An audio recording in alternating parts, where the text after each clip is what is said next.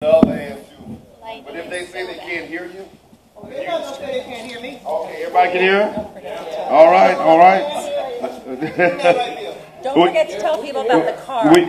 We do have some hard of hearing folks in the audience, so I know one may tell you in a minute he can't hear you. So, all right. So, why don't y'all introduce yourselves and just give us kind of a 2-minute introduction each, and of why this issue is critical and who you are. And then I know that we have a movie, right?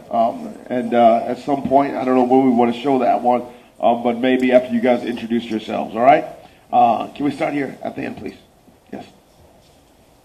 Okay, as I said, my name is Glenn Adams. I'm with A Community Voice, formerly Acorn. I'm very concerned about the widening of the industrial canal because I'm a Lower Ninth Ward resident presently and previously. I've been a Lower Ninth Ward resident on and off all my life. And I'm not a baby. So I am not in favor of people trying to rid my community of those persons that live in the community.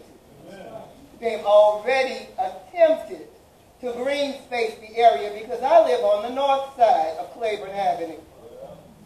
So, therefore, I'm here. I didn't realize I was going to be a panelist until I got here. But anyway, I'm always willing to do what I can and to say what I can for those things that I believe in. And one of the things I believe in is respect, and the Reverend said that is respect, and when you said that, it reminded me that I had to turn my cell phone off. Out of respect, because I would hate to have one of these young people who can't be heard talking and my phone go off, because that would be disrespectful. So those of us that have cell phones, if you haven't remembered, let's turn our cell phones off. I think I said enough. Absolutely. Thank you, Ms. Adams. Thank you. Again, please turn your cell phones off. Thank you. Next. Okay. My name's Anita Zervagon-Hakes, and I'm president of a group called the New Orleans Coalition. And it was founded after the Voting Rights Act was passed. And our mission is basically to make sure that there is justice and equality in New Orleans, and that we care as black and white citizens and Hispanic citizens for each other, and that we do all we can to learn together about each other. So this lock issue is a no-brainer for us, because the Ninth Ward has been beset years and years and years. I didn't know anything about it, but our dear friend John Cockrell, who's a member of the New Orleans Coalition, brought the issue to us, and he was always ranting and raving about this issue, and I said, well, John, calm down a little and explain this to us. And then Danita came with this wonderful movie that you're going to see that explains it so well about it.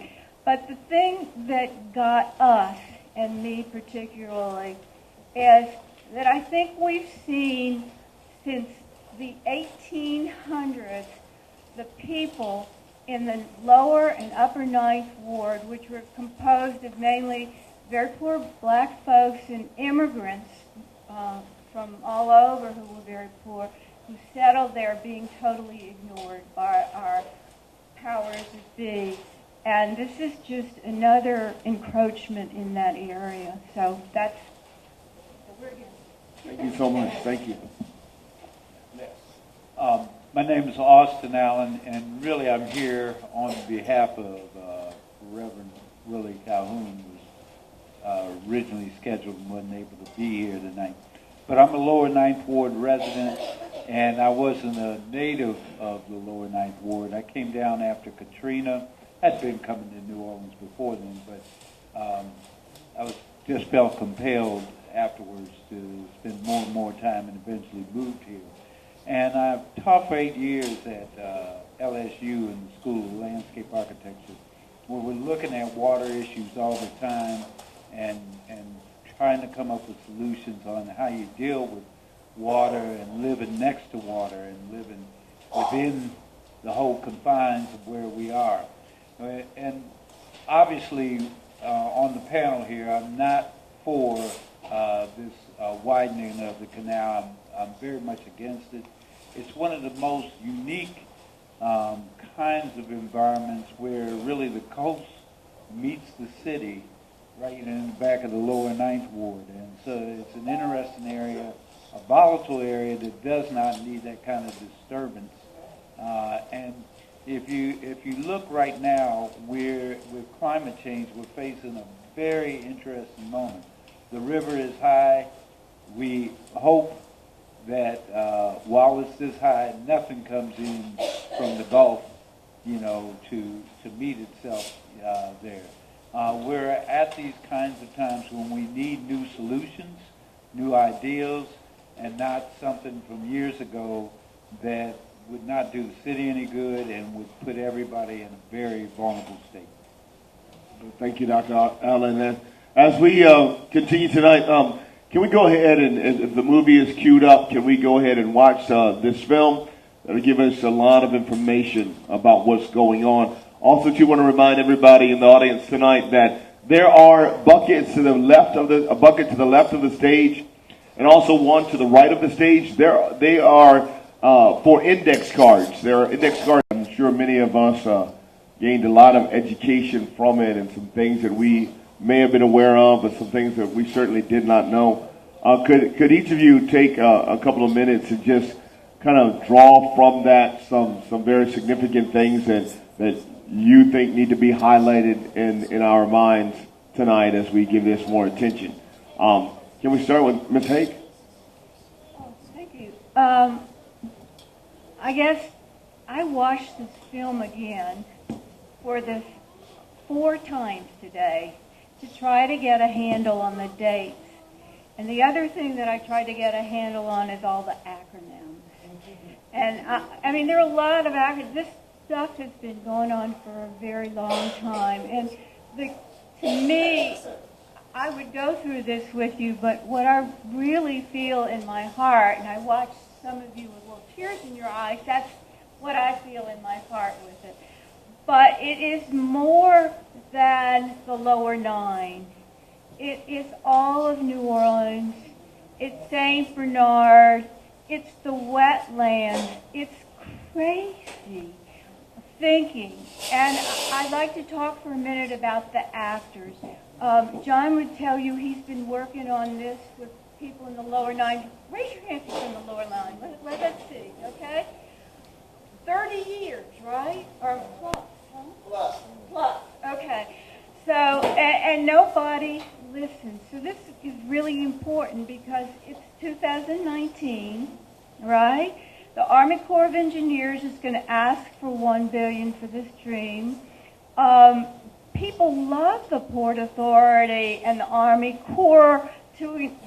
Now after Katrina, it's like you really goofed. But the Port Authority is an economic engine for New Orleans.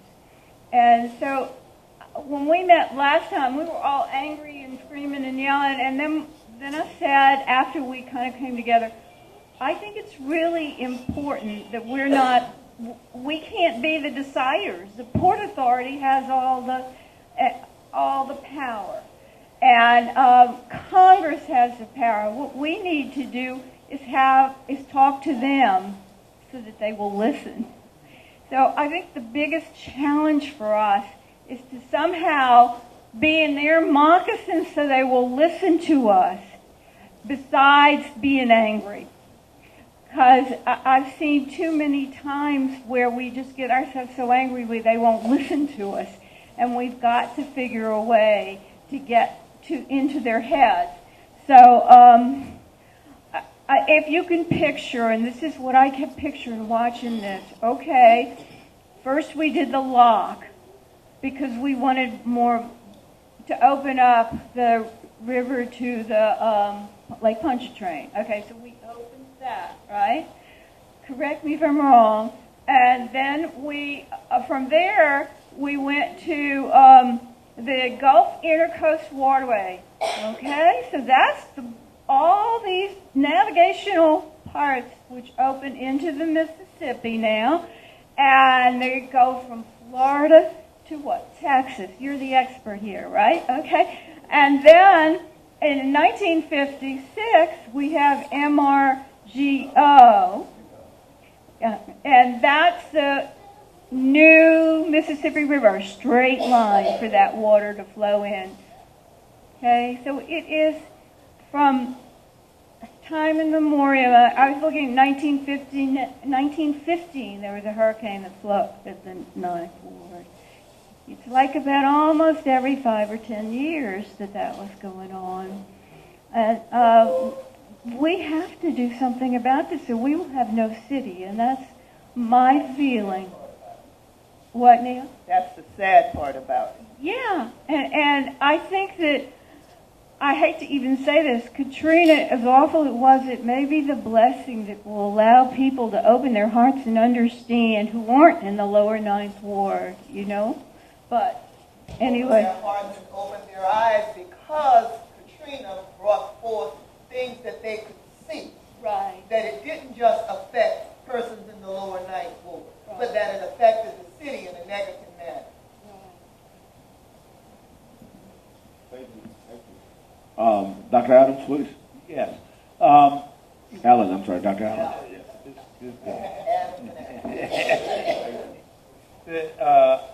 This is probably my third time for watching it too, and I get something new each time.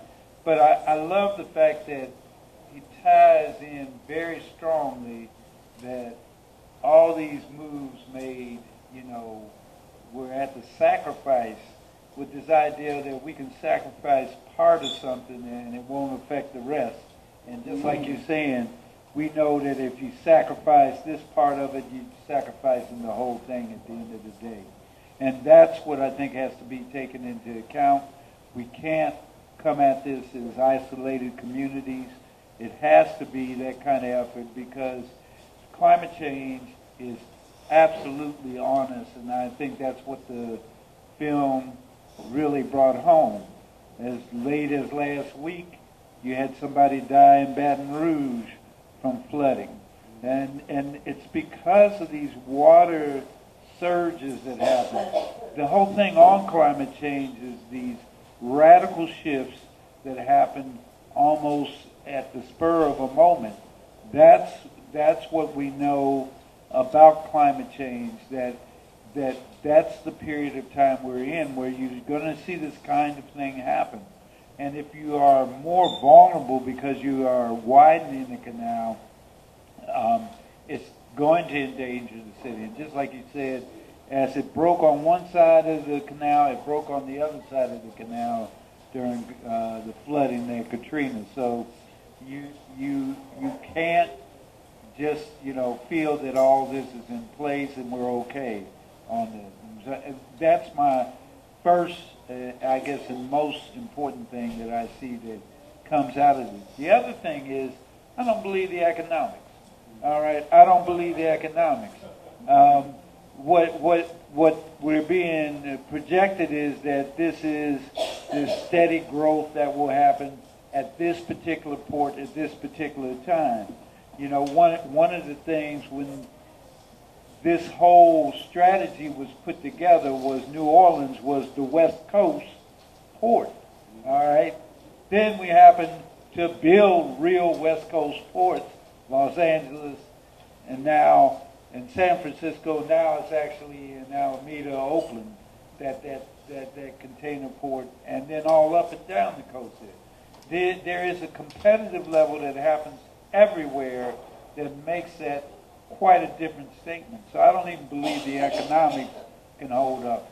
And I think that's part of the argument for those who don't want to deal with it from a humanity standpoint. The economic argument doesn't hold up as well. Thank you, Dr. Allen. Ms. Adams, could you talk a little bit too in your bringing out of what you see as very significant in that film? Talk a little bit about environmental racism and what's going on with the people in that community who are primarily African American, who have been driven out both of their homes, and retail industry is not developing. The medical field is not developing. All resources are just being just depleted from that area. Can you talk a little bit about that? Unfortunately, as you said, the economics are really not there. But the mindset that they're willing to put those types of funds into an economic development that depletes a community rather than rebuilding a community is ridiculous. I don't know how many of you have been in the lower ninth ward recently, but if you were to come into the lower ninth ward, you would see that many areas, for instance, the area in which I live, like I said, I live on the north side of the Claiborne Avenue. They haven't put any money in there. You have blocks where you have no homes, nothing but trees and a whole lot of debris, and they're this dumping area. And the city does nothing to help the community rebuild. We have no grocery stores. We have one drugstore, and that's CVS. And they put a couple of gas stations and a couple of dollar stores, but unfortunately, they're not looking at trying to assist persons that are trying to rebuild this community in a way that would benefit people. The thing that really gets to me is that the lower ninth ward, which people don't like to say, was a predominantly black homeowner community. Now, because people have left the community, you don't have a lot of people that have come back to rebuild. And those persons that have are struggling. You have persons that are renting, and they're making a couple of dollars. But unfortunately, it's still not rebuilding our community.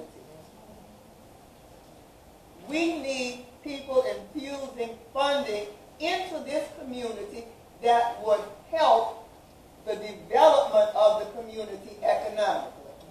And it isn't happening. Unfortunately, I lived through Betsy and Katrina.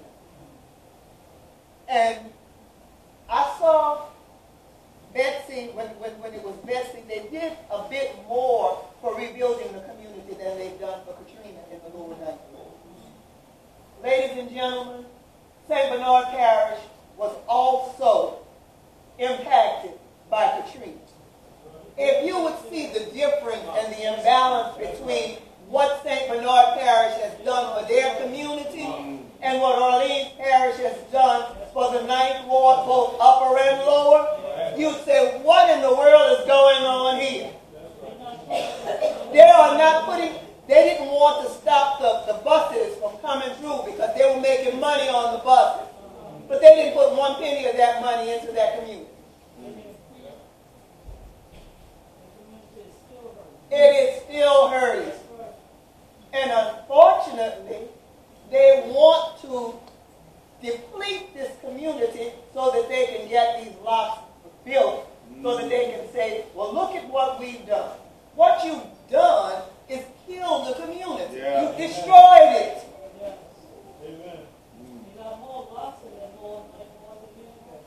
Baby, let me tell you something. They broke into my house the end of March. And people keep saying, well, nobody heard anything. There is no one on my right side. There's a whole block of nothing but trees and a whole block of nothing. So nobody heard anything. I used to have a dog. He died last year. So they broke in my house and went through everything in my house, as far as going into the refrigerator and freezer. But guess what? I'm still trusting in the Lord, and I'm not going to give up.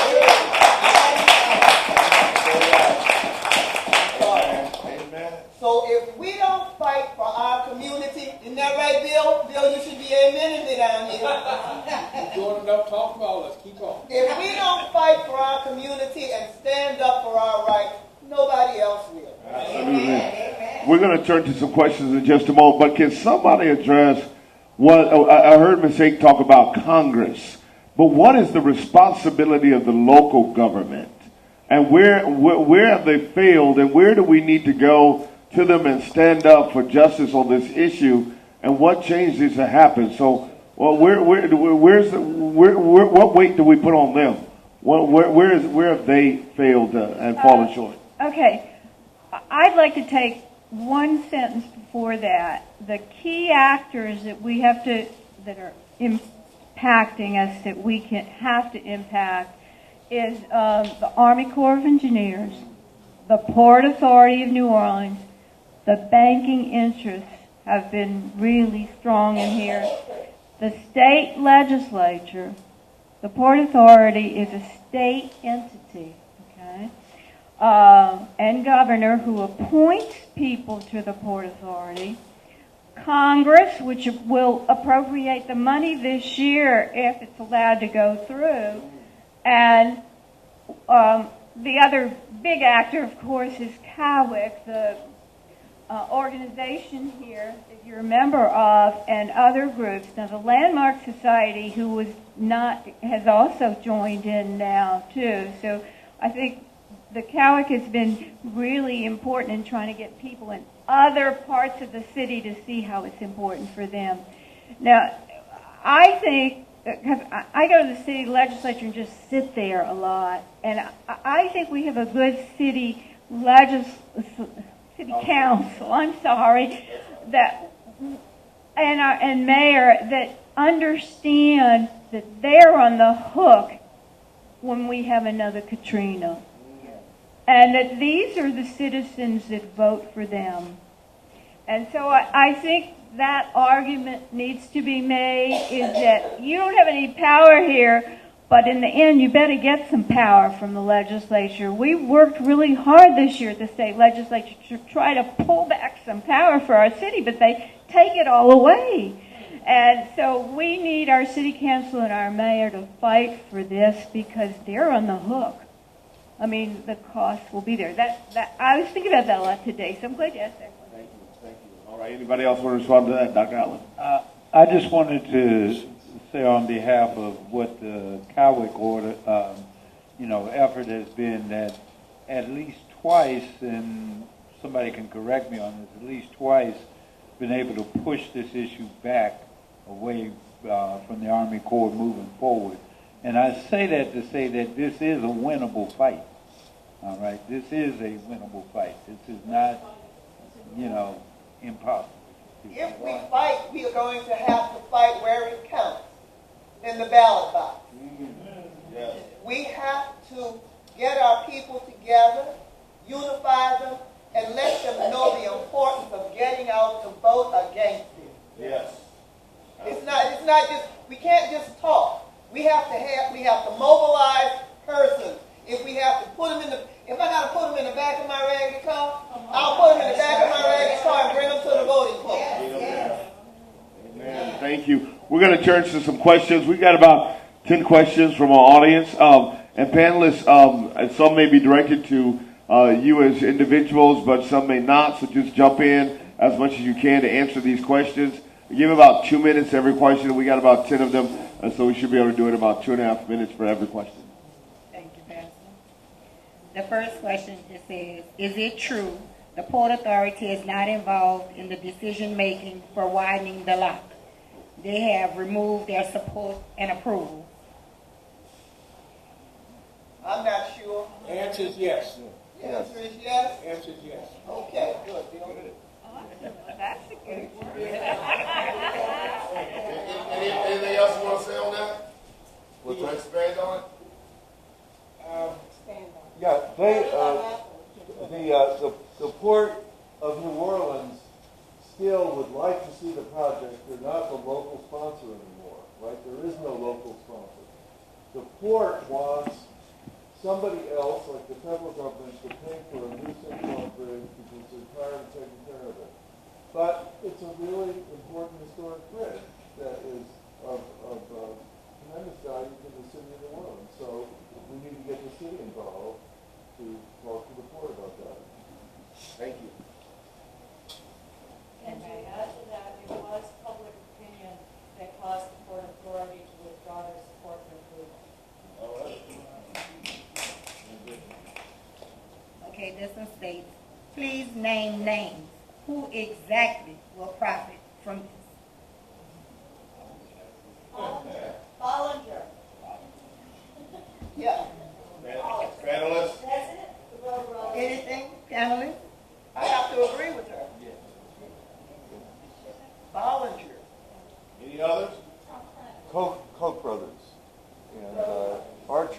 Daniels Midland. The big barge users of barges and the few corporations that own barges are very interested in this. They are the big pushers for this. They wouldn't be wanting to widen the canal unless more barges could go through. Because right now the barges have to stop, correct me anybody here, and unhook and go through one at a time. What they want is to widen it so that two can go through. And so part of this is the replacement of the bridge, but also the widening of the canal there, which will just, in our estimation, put more water through. But the study that the Army Corps of Engineers sort of never says anything about is that there will actually end up being more barges going through, and so it will be holding it up even more, so for longer time.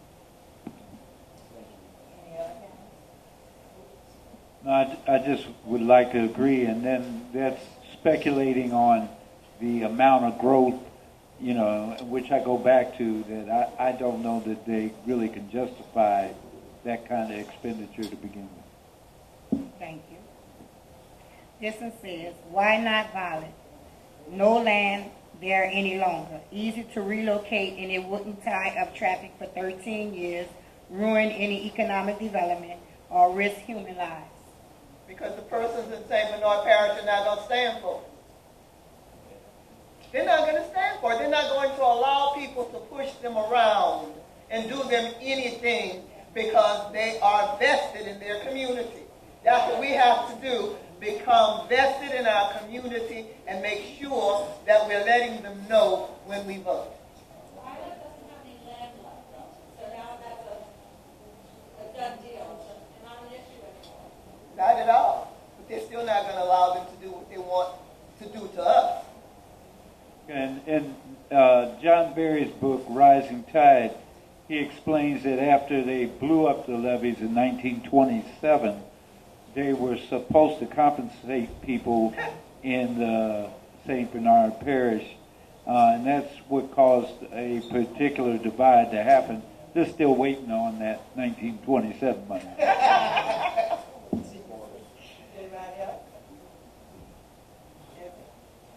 Okay, this one says,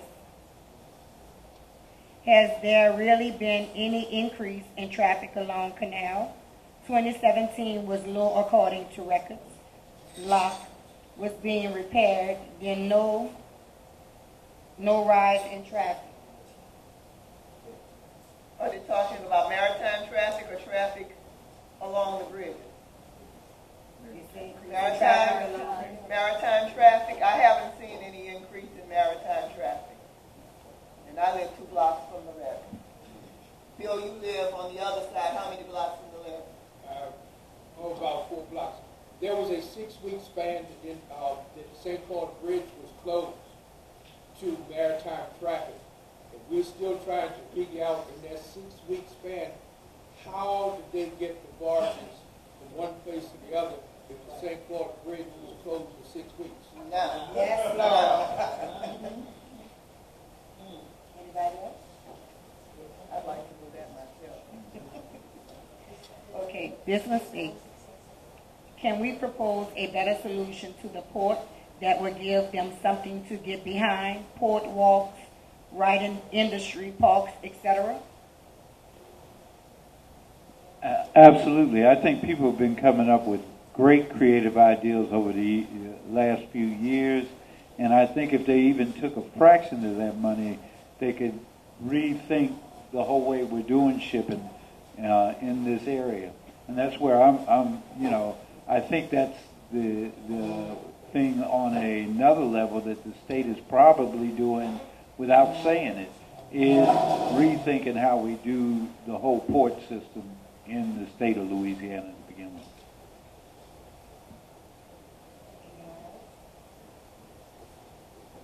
And this one is a statement. It says, it would kill any hopes of the lower ninth coming back or being invested in. Yes.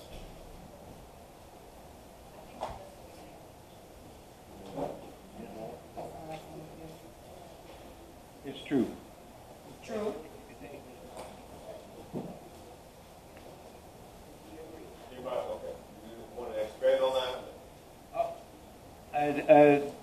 You know, you hear people begin to talk about it.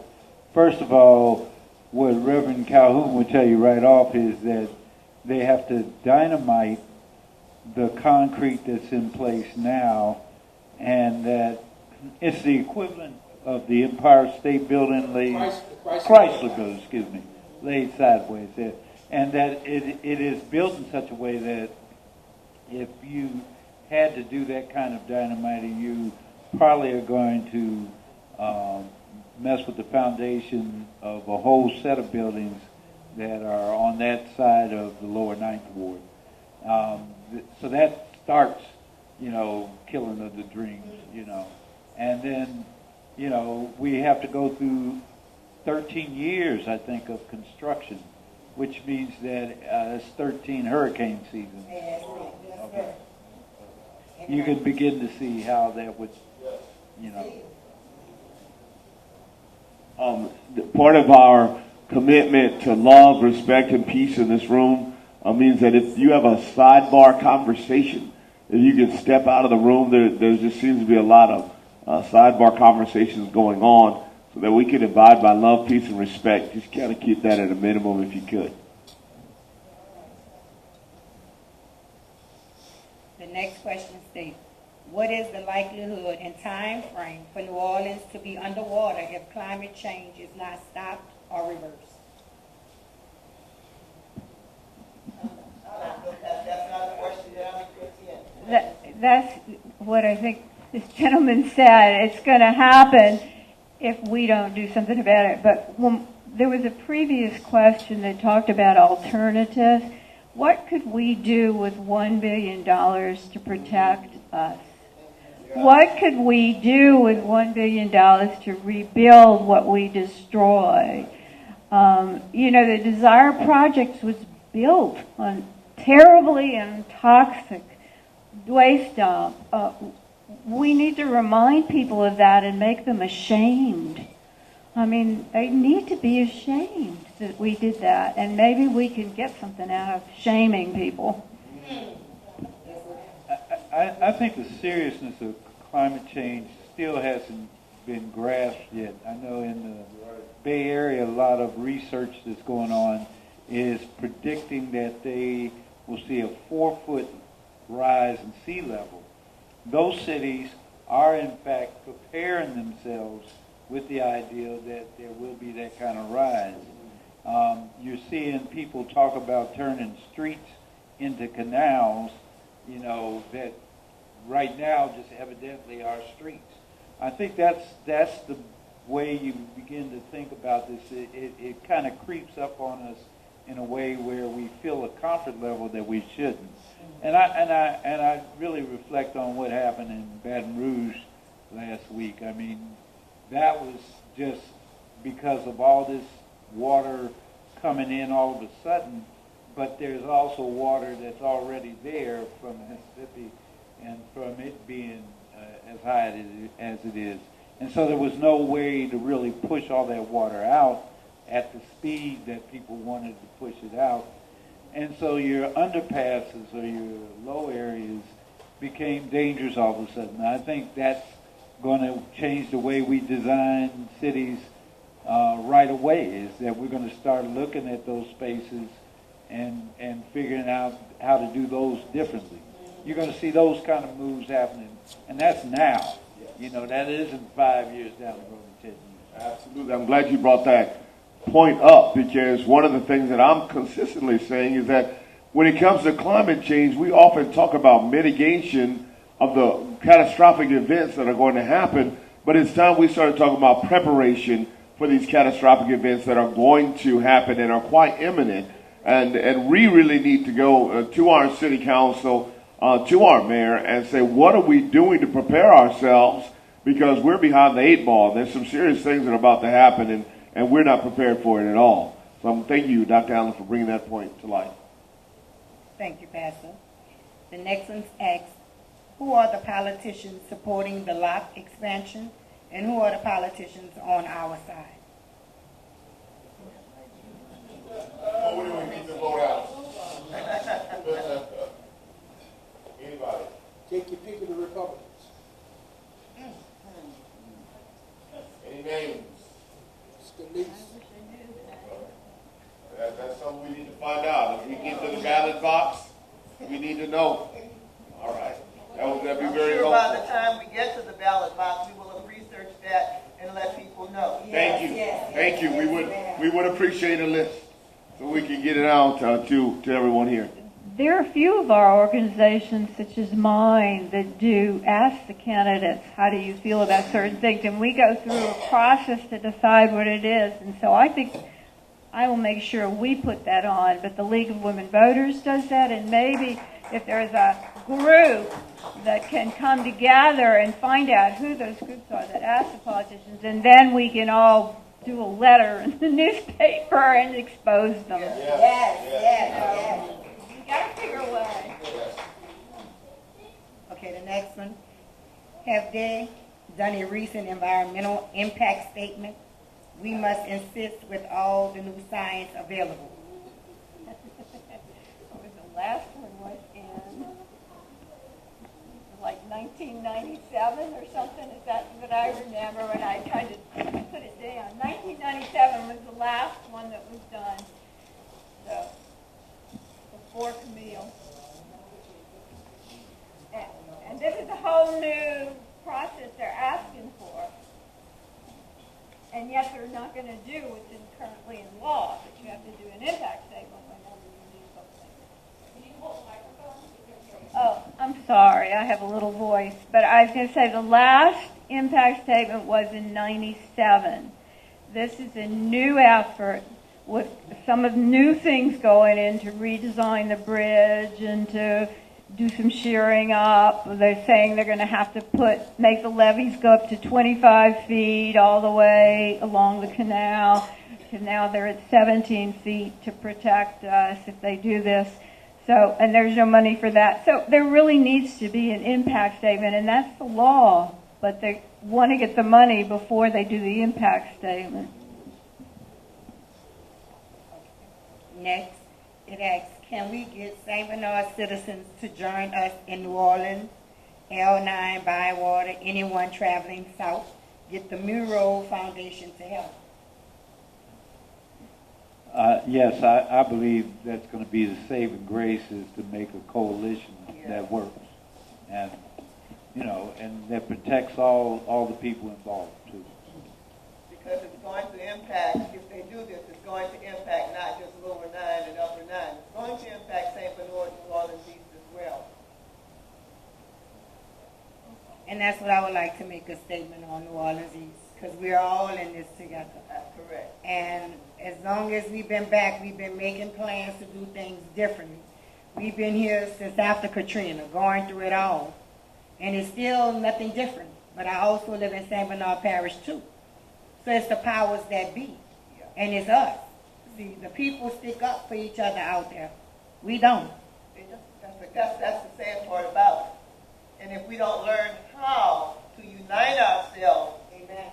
and to stick together, and to speak up, and to unify ourselves and speak with one voice, we won't. That's why I'm where I am right now. My Madam President is in the audience. Her and I have been on it since 2006, and we're not stopping. We see a little, but we put forth a lot of the effort. Thank you. So we're going to continue. The next one, they say, I sat for half an hour while 4 barges and tubs went into lock. When you can put 9 barges in, you will wait 1 to 2 hours. And that's true. That's a statement. Can I add something to that? Please. About 2 or 3 months ago, a group of us met Reverend Calhoun and their delegation with the folks down in St. Bernard. And they did a presentation down there to show this same example here, showing that if they widen the canal, how this would benefit the Maritime Association. And they would be able to push 4 barges with 1 tugboat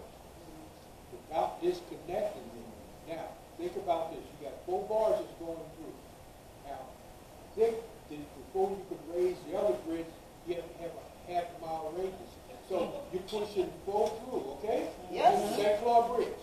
Okay, now, once it clears the St. Claude Bridge, 4 more Copper Street. Now it's cleared the Claiborne Bridge. Now the Florida Avenue Bridge is up.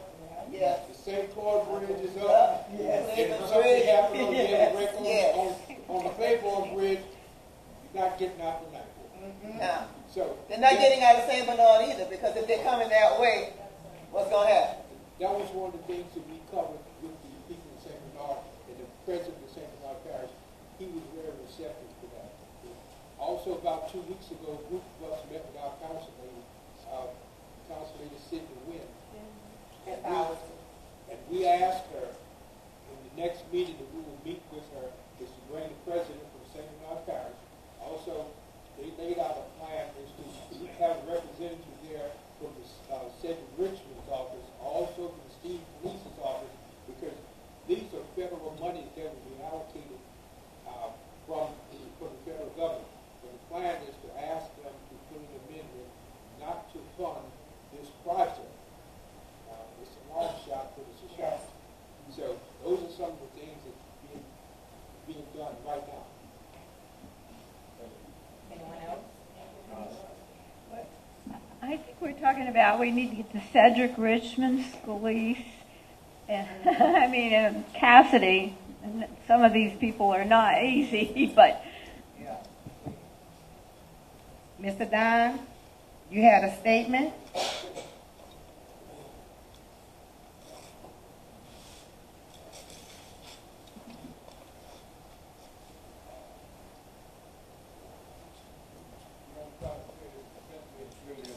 Can you hear me now? Now?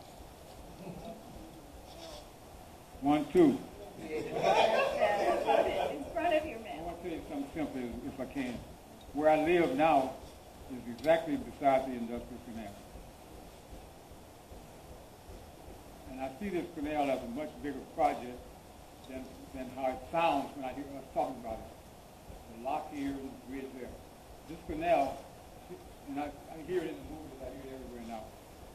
This canal is said to come from Texas through New Orleans and go to Florida.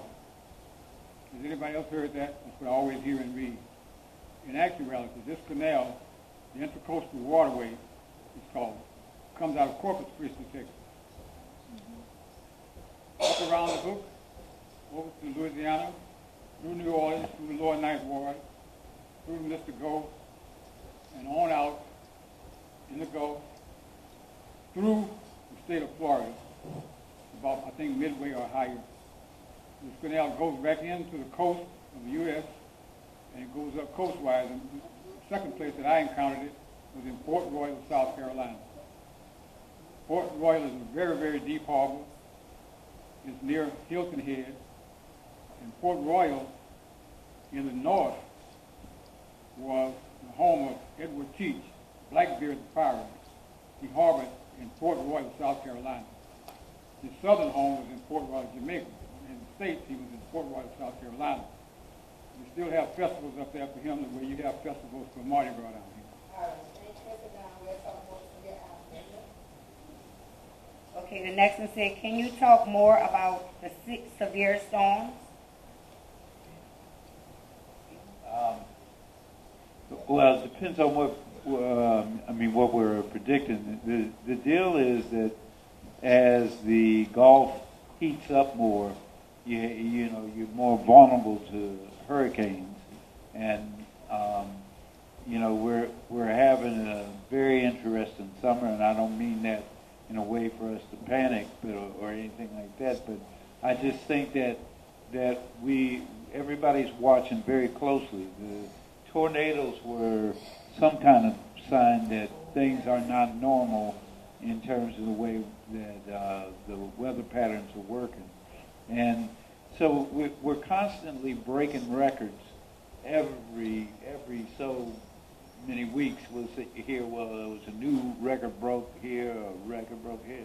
And I think those are the ways that we can start to accumulate some idea that this is not going to be, the odd event that happens every 40 years, because that's what we kind of could rely on, 1927 or thereabouts to 1965 to 2005. And, you know, you can't plan that, oh, the next one's 40 years, you know. It could happen at any point. One of the big things that happens here on a very local basis is when you are doing stormwater management, which is that water that comes down during storm events, we do it on a planning basis of this is the amount that we expect will happen in a year. This is the amount we expect will happen every 10 years. This is the amount we expect to happen every 100 years. This is the amount that we expect to happen every 500 years. What we're starting to see is that the 100-year storms are coming way too frequently. And the way we get it explained away is, look, it's the flip of a coin. You know, we say if we flip it enough times, then it's you know, it's only going to be 1 in 100. But the reality is, when you start flipping it and every time it lands on head, then you know, okay, either this is a two-sided coin or something. Right? Okay. So in that reality, we know that this thing is changing much faster than, and it's not to put fear in us, it's just to put the respect of, hey, this is how we have to plan. So when designers are designing and planners are planning, whether they say it out front or not, the 10-year storm, they're planning for the 100-year storm. All right, believe me, that's what's going on behind the scenes, because that way you're doing the things that'll protect. This is supposed to be, in terms of climate, this is supposed to be a zone 8, zone 9 in terms of plants, all right? But it's turning into zone 10. And the city will tell you that if you ask the right people, that they feel like you can start to plant plants that you would normally see in the southern part of the Caribbean. You know, you can plant them here now. Now, they often die out because we get those surges of cold weather, but the roots don't die, which is telling you that something's getting ready to shift, you know? Something's getting ready to shift. And like I said, I don't say these things out of trying to, you know, be like, oh, the sky's falling. It's just look at the reality, know what you got. You know what? I think we should say something to Danita, who did this film for us. Yeah, she's here. Yeah, we should Danita, thank her. please. Thank you. We are honored that you are here, and for this incredible film that you put together.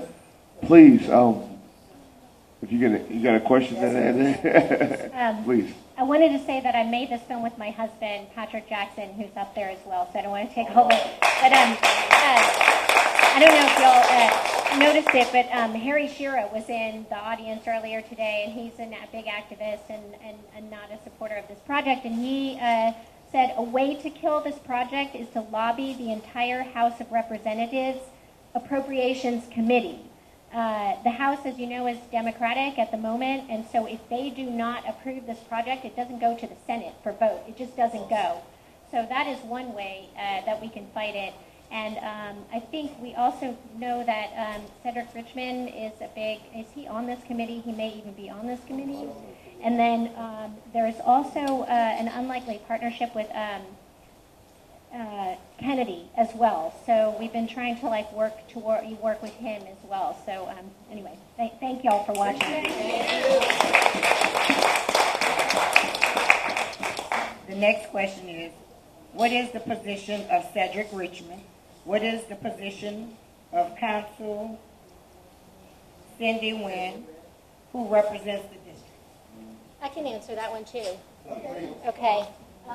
So we went with John and members of COWIC to meet with Cindy, with Councilwoman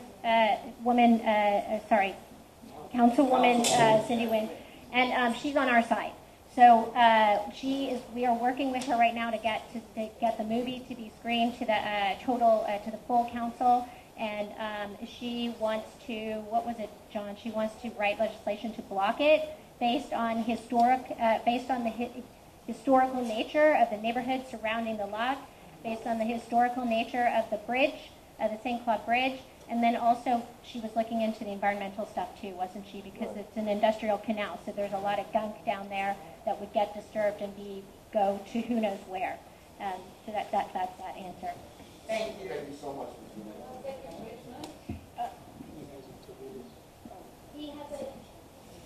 He hasn't weighed in yet, so could contact him and get him to weigh in. I can tell you that the New Orleans Coalition wrote every city council member, and I got a response back from them and said they were on our side with this, and that the council had already done their own resolution. We have a resolution, which I put back there about it, that they were against it. And I also wrote the entire delegation from New Orleans and got half of them writing back and saying, we agree, but we have no power. Thank you. One last question. Mr. Sonny?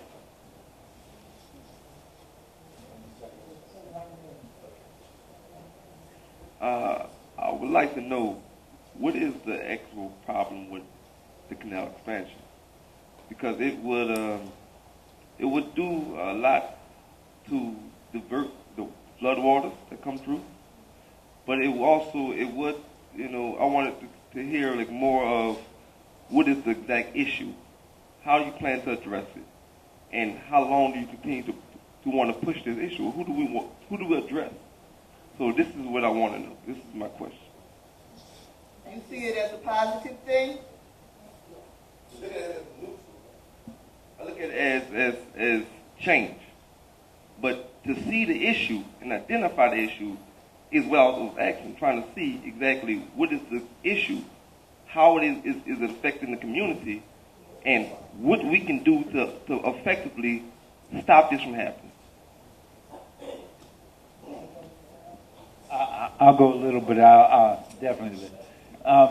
One of the things, it's not a diversion.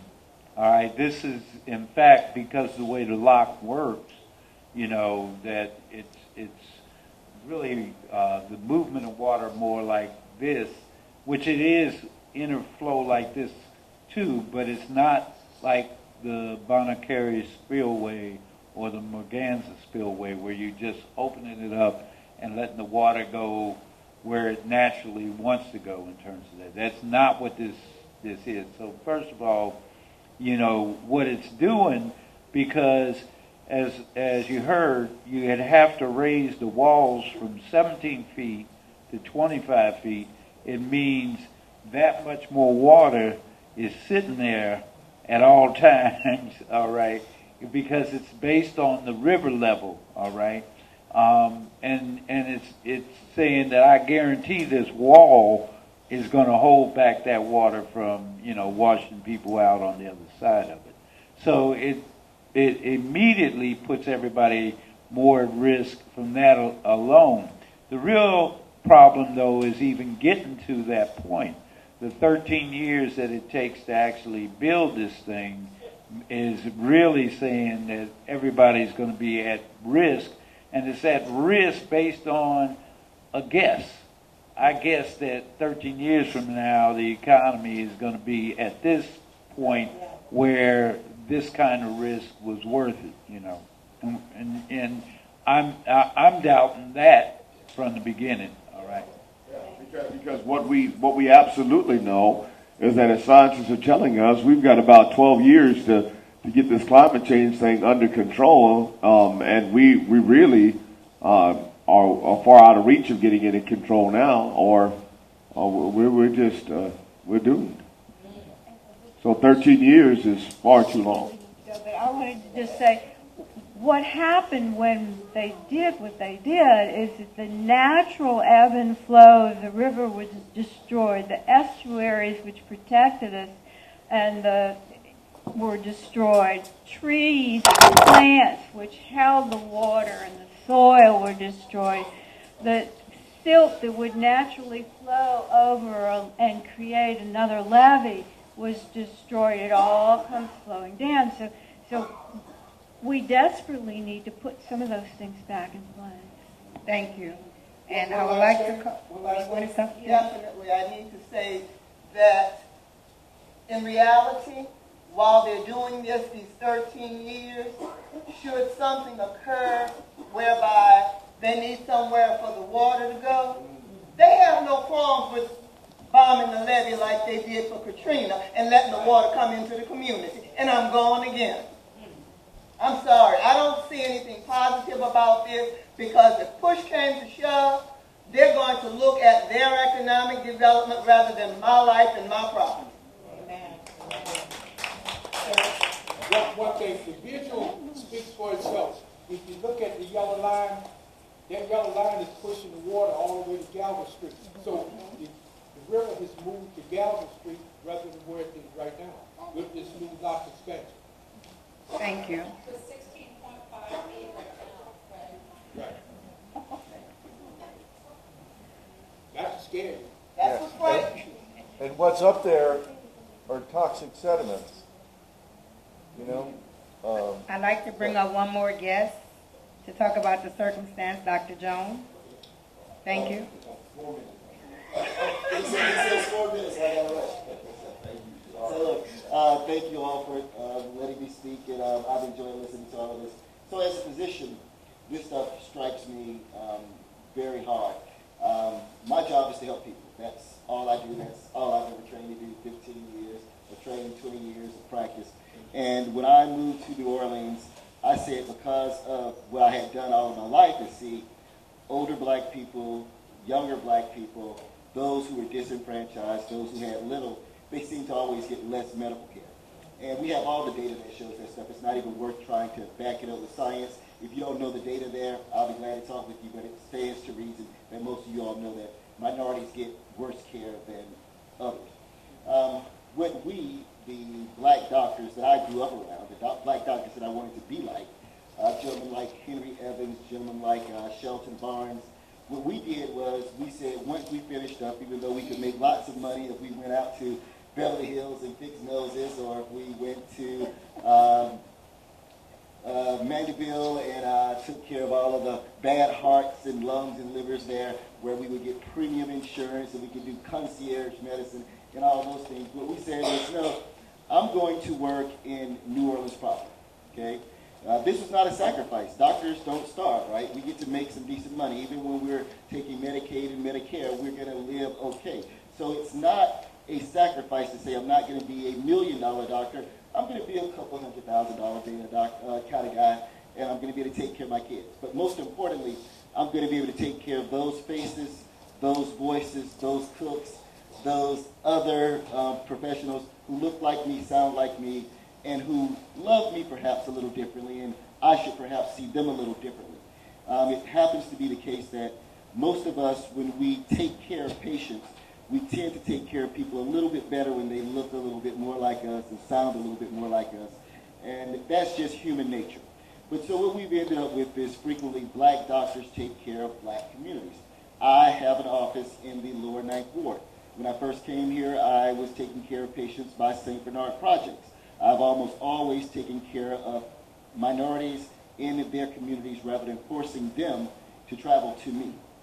Now, unfortunately, there has been a rash of problems for the medical community, in particular the minority medical community in New Orleans.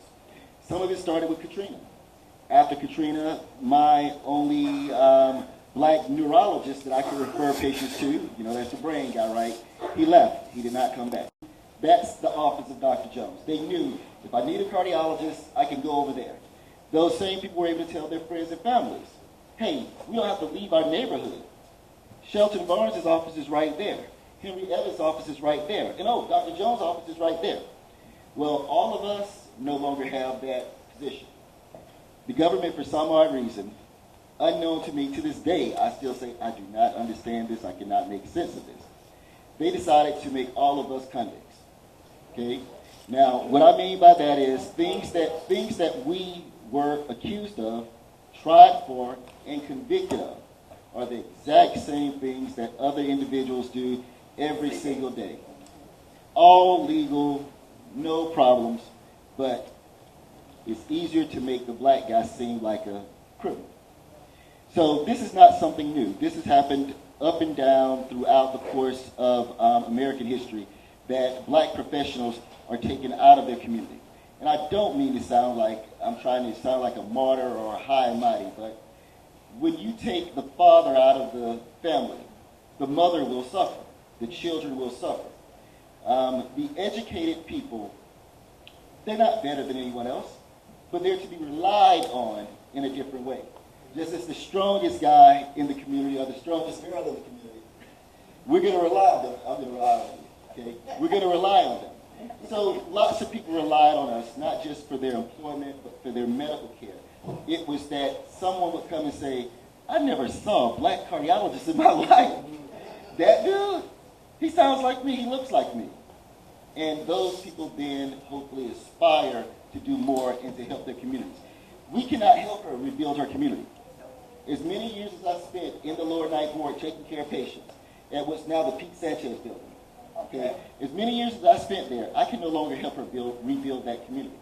And what I'm asking and hoping that everybody looks at down the line here is that we do need to also do some activism about protecting physicians.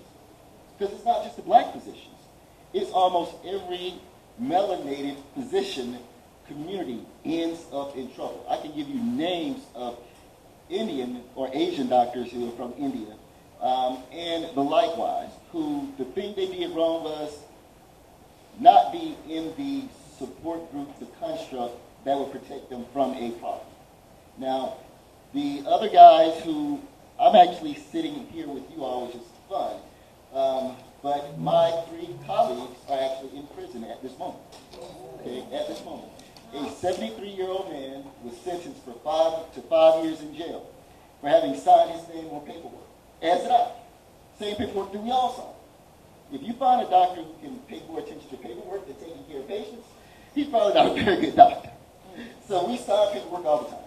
But the government has the ability to do the difference between if, when, or but. When some people do a thing, it becomes when.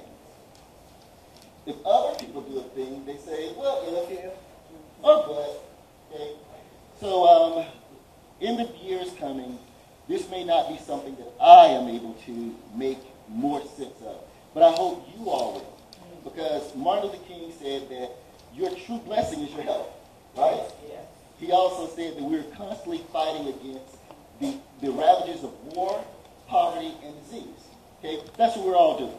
So in the future, when you are interacting with your senators, your congressmen, your judges, when you're going about your normal day, try to give some thought to the fact that it probably is absolutely necessary that Latina patients, communities, have Latina doctors there. Not that they should have black doctors or white doctors or Chinese, but we need to understand that the schools need to have minorities coming in. We need to understand that the community, when it wants, it needs to have the access of those type individuals. And we will best be able to accomplish that through universal health care, which is something I talked to you guys all about before, and I really will.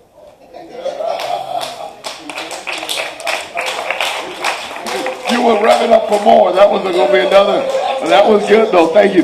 Dr. Jones, thank you for reminding us that environmental racism not only has to do with land, but it also has to do with that human resource as well, too, that they are trying to deplete our communities of. Thank you very much. And listen, I want to give y'all 2 minutes each.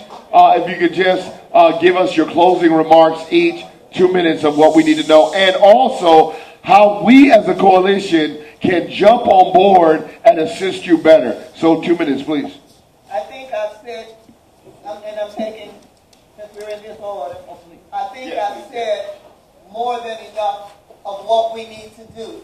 We need to unite ourselves. We need to make sure that we're getting persons out to the voting polls, and we need to make sure that our voices are heard.